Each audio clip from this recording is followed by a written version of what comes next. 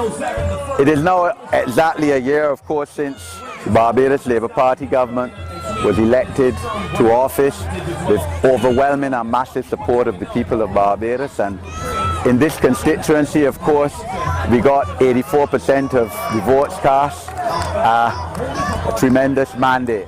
I am extremely proud to be Member of Parliament of St. James North at this time.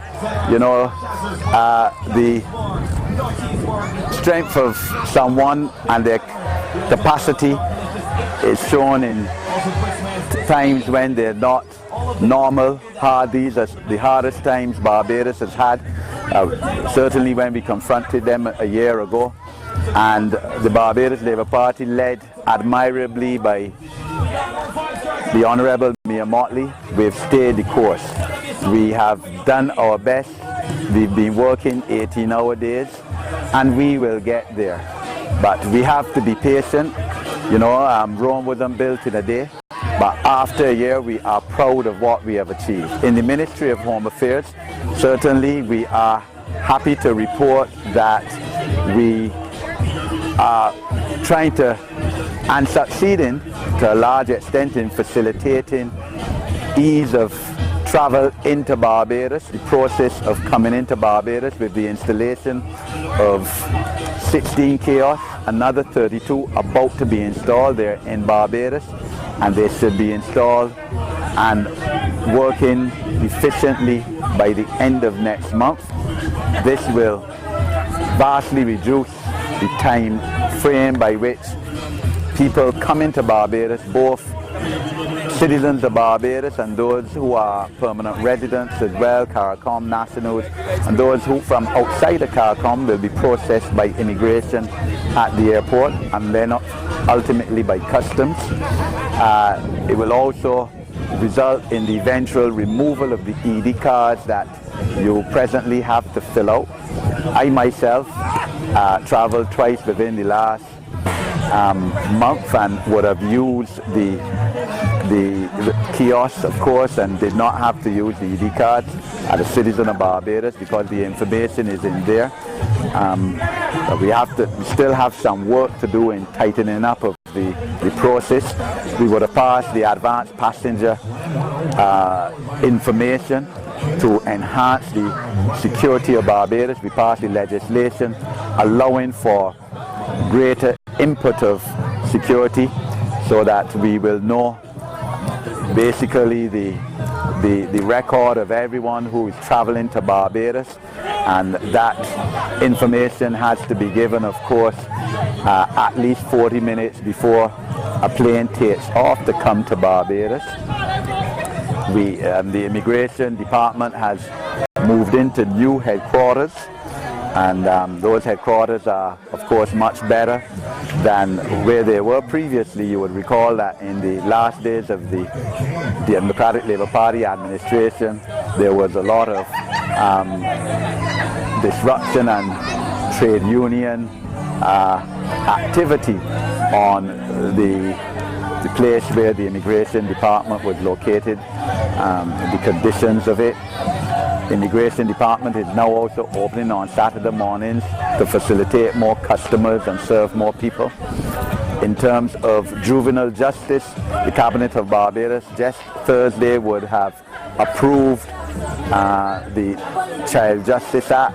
This would create a new legislative regime for juvenile justice in Barbados, whereby children who get in conflict with the criminal justice system will only be sent to the government industrial schools as a last resort, but we will try and rehabilitate them and reform them. They will have the right to a lawyer, the right to a social worker, probation officer, religious counselor, so a complete reform from the 95-year plus present legislative regime which informs juvenile justice.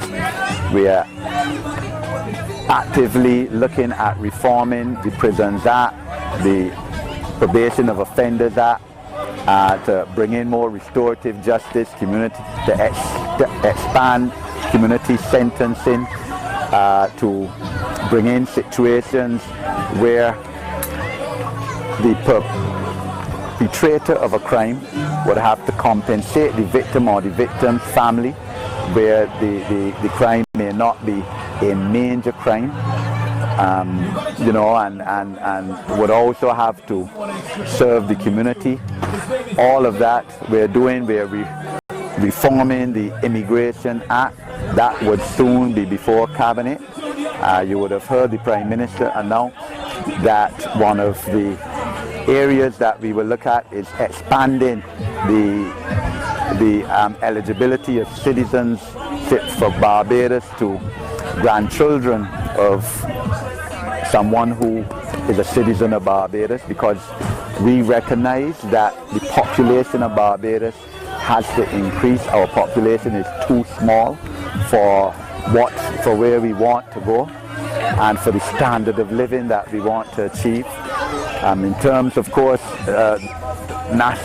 natural disasters and our preparedness against natural disasters, the hurricane season starts in less than 1 week time, and I'll be having a press conference on Saturday, the first day of the hurricane season, so we'll speak more about that.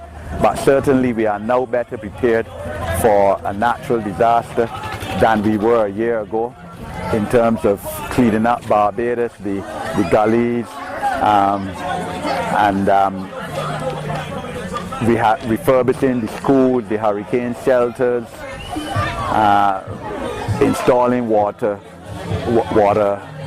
tanks in many parts of the country at the shelters, having food and equipment storage bins in every parish, which would contain, you know, equipment which would be needed in the aftermath of a hurricane, food as well.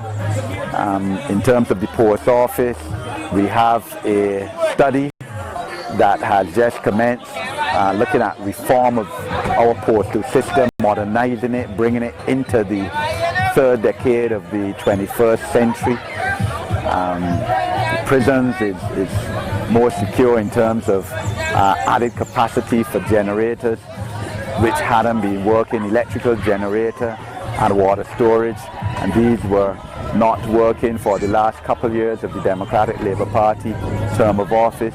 So we're actively working in the Ministry of Home Affairs, of course, with our colleague ministers to come together to again bring this country back from the doldrums where we found it exactly a year ago. I would also, though, 5 minutes for your service. Oh yes, also in terms of the fire service, I'm reminded Cabinet has recently approved the construction of a new fire station in the Pine, opposite the Ann Hill School and the Irving Wilson School. And this is essential, really and truly, because we need a state-of-the-art fire service station.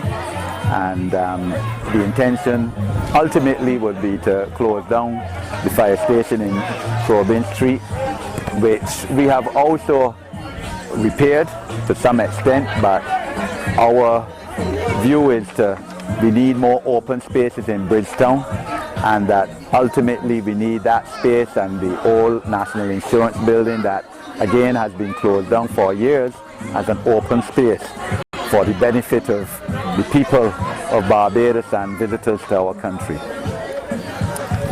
I would want to appeal though as well to Barbadians who have a criminal record and who are eligible for that record to be expunged, to take the opportunity under the legislation, the Criminal Records Rehabilitation of Offenders Act, to try to apply to get your criminal record expunged.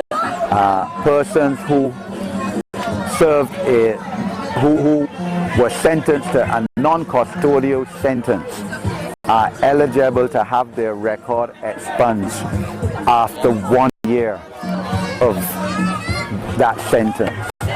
If you had a sentence of less than a year, after 3 years you can apply to have your record expunged. If you were given a sentence on a criminal conviction of between 1 year and 3 years, after 5 years you can apply to the rehabilitation board to have that sentence expunged, to have your record expunged. And this is absolutely vital in Barbados, where we know that about 87% of the jobs available in Barbados, the employers require a police certificate of character. So it makes sense that if you do have a criminal record, that you seek to get it expunged under those circumstances if you're eligible. You'll be eligible, of course, if you have not had a subsequent conviction of a criminal offense. I know that it takes a little while after the application is made through the Office of the Attorney General to the Rehabilitation Board for your record to be expunged.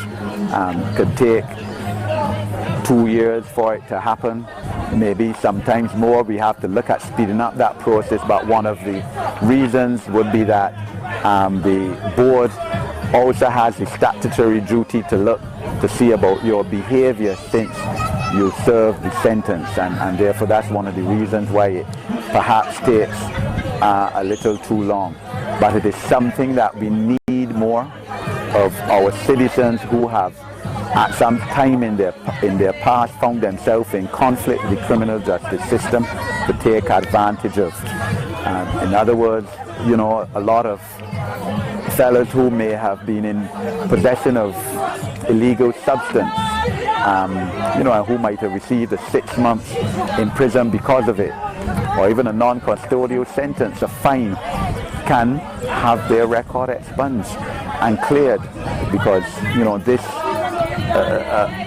negative record on their police certificate of character will affect and is affecting their future in terms of employment and moving ahead and starting over again, which they're entitled to do, of course, having paid their dues to society.